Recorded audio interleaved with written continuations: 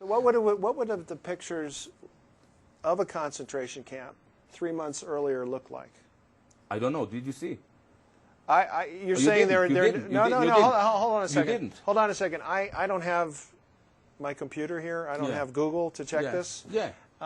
But I would take a wild guess and say that the vast majority of the Jews who perished as a result of the Holocaust perished before the last 3 months of the war.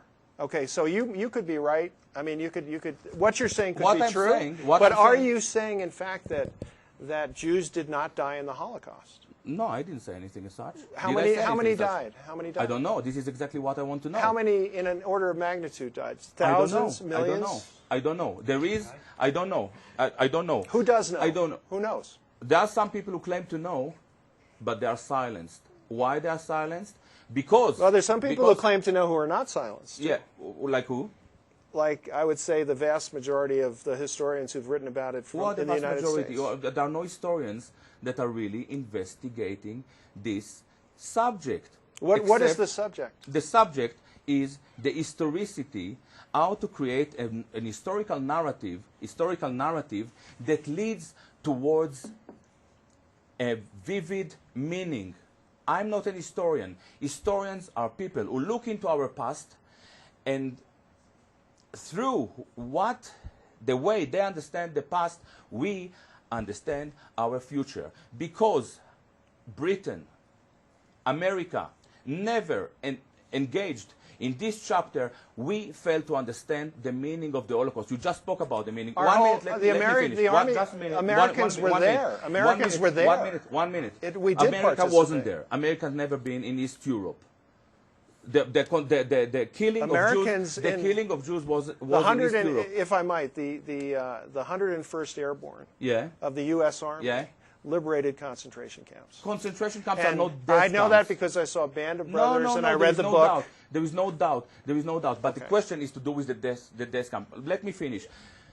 And the American didn't liberate Auschwitz.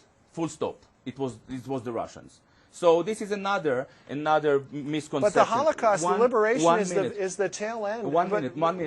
I've given you a lot of minutes, but it's very unconvincing. I'm not trying to talk about the Holocaust. What I'm trying to tell you in the last 40 minutes is history as meaning, ethical meaning, when this meaning can be revised. Because, and this is what I'm trying to say here, because America, United States of America, and Britain have never engaged in an open discourse about this issue, the crime that was committed in Hiroshima and Nagasaki and in Dresden and in Hamburg, repeat itself in Korea, repeat itself in Vietnam. 1.5 million Iraqi are dead because Saddam Hussein was equated with Hitler. And as you said, in the neoconservative, they use the same tactic. If we want to fight for open discourse, and create an ethical society, and I think that you have in America, and I'm saying I have a lot of love to this country. If you in America want to relaunch the greatness that this country was associated with, you really have to free your discourse. And in order to free your discourse, you have to make sure that your think tanks are not dominated by foreign countries and foreign interests, that your media is not controlled by foreign country and by Chaim Saban that try to buy every paper and TV station in your country. And you have to make sure that foreign bodies cannot buy your politicians, because the war in Iraq was, as I see it, and as more and more people see it, turning America into an Israeli mission force. You were fighting an Israeli war in Iraq. And I actually agree with much of what you just said. However, I completely disagree with you. You've presented no evidence that disputes anything, pertaining to the Holocaust. No, but I think you make a huge mistake, huge mistake, when you equate You're buying the time. When I quote what? Well, you know, you wanted a discourse. You know, this is a discourse. This is a good discourse, actually.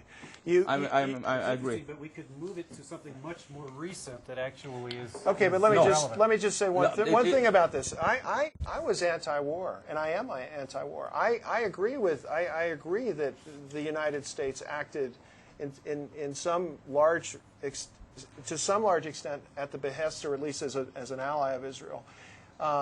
I don't disagree with that. But to jump from that to saying we need to revise the Holocaust is a gigantic. Can I just quickly interject, or do you need to make this point? No, this is very, very crucial.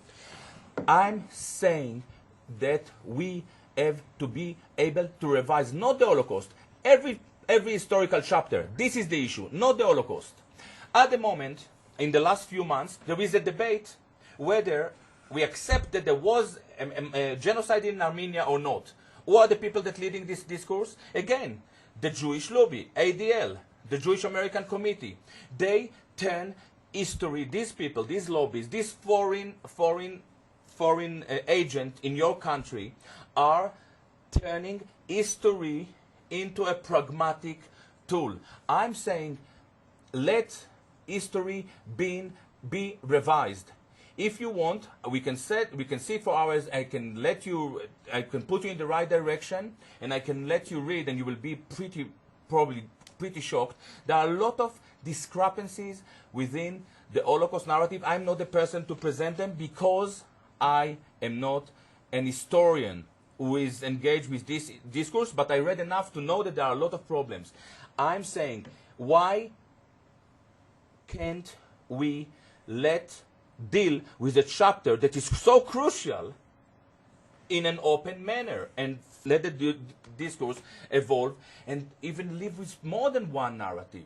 Because as you presented, you for instance spoke about the horrifying images that you saw and all of us saw and shaped our life, by the way. I'm concerned with Palestine because I was raised on Holocaust being an Israeli. I raised with a lot of people that had a number on their ends, and I know who put these numbers on their ends.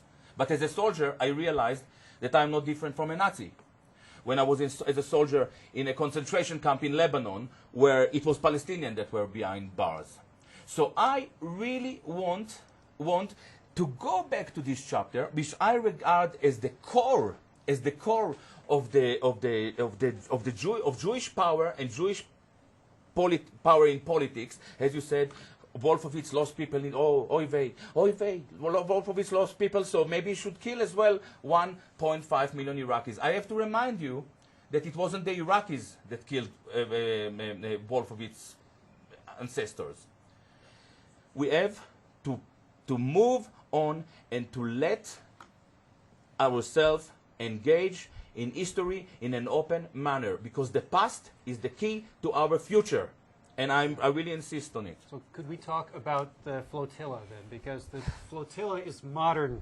It's so modern, it's not been written about I'll tell you what I think about the flotilla. And we need to know about the flow of information to and from We should define what the flotilla is. Yes. And Gilad was... All right, do you want to define what it is? Well, I would just say that a series of boats have tried to bring aid to Gaza.